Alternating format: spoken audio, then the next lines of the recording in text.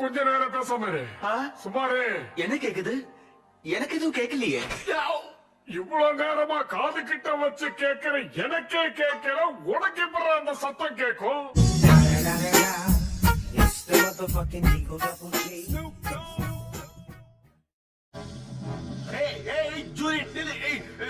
ரொம்ப பண்ண வேப்பலையாலே அடிப்பேன்.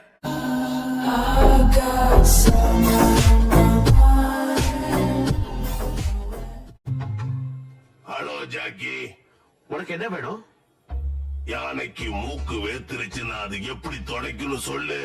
என்ன உணர? சரி வேணாம், ஓனா எப்படி கொட்டாயிடும் அதையாவது நீ சொல்லு. என்ன பார்த்தா உனக்கு கேனப்பைய மாதிரி தெரியுதா? அப்ப மந்திரங்கள் எங்க இருக்குன்னு சொல்றா. நீ நியூஸ் பேப்பரை படிக்கிறது இல்லையா? நான் திருநது பூமா டைமண்ட்.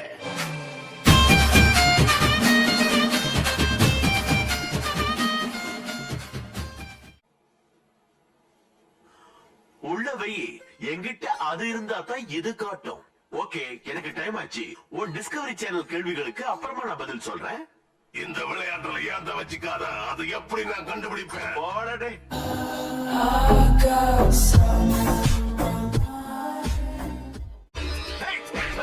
எதிரி இங்க அங்க மேலே பார், சைட்ல பார், கீழே பார். எங்க இப்படி குருட்டு பையல இருக்கு? ஹேய், இங்க பார், நான் எங்க இருக்குன்னு உன் கண்ணுக்கே தெரியாது. போயிடுச்சா?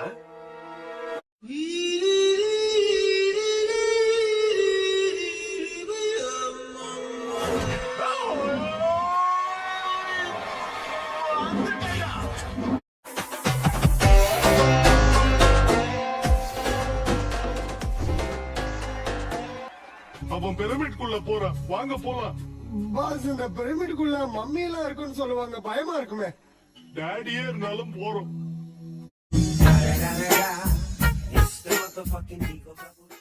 மந்திரக்கல் எங்க?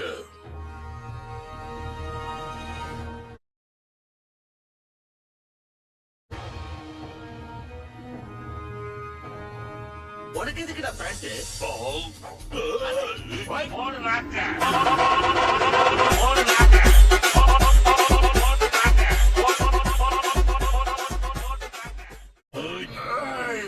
பைலட் இங்க இருக்கான்னா அப்ப பிளைட் ஓட்டுறது யாரு?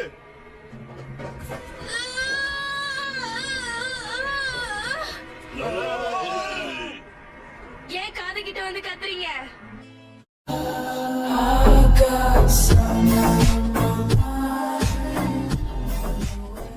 ஜூலி, என்ன தப்பு பண்ணிட்டு வந்த? ஜூலிக்கு ஸ்கூல்ல ஒரு சின்ன பிரச்சனை.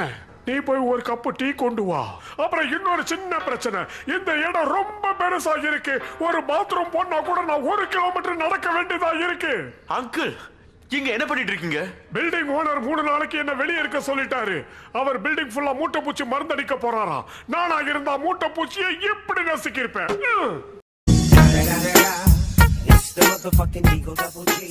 மிஸ்டர் ஜாக்கி, ஜூலி இந்த மாதிரி தப்பு பண்றது இது முதல் தடவை இல்ல.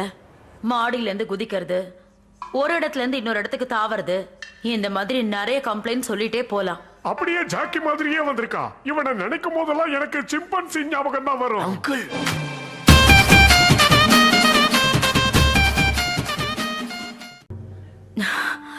இந்த மாதிரி சண்டை போடுறதுக்கு அவ யார்கிட்ட கத்துக்கிட்டான்னு எனக்கு தெரியல. ஜாக்கி கிட்ட இருந்துதான். அவன் ஒரு நல்ல வாத்தியாரு. கொஞ்சம் சும்மா இருங்க.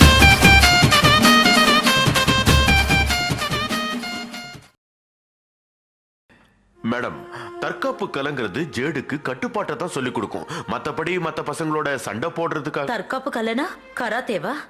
குங்ஃபூ, இது ஒரு சிறந்த தற்காப்பு கலை. இத பண்ணீங்கன்னா உங்க உடம்பே ஒரு ஆயுதமா மாறிடும். பண்ணி பாக்குறீங்களா?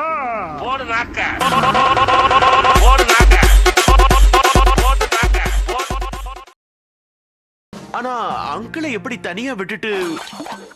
ஊரை தெரிஞ்சுக்கிட்ட உலகம் புரிஞ்சுக்கிட்ட மொட்டையா.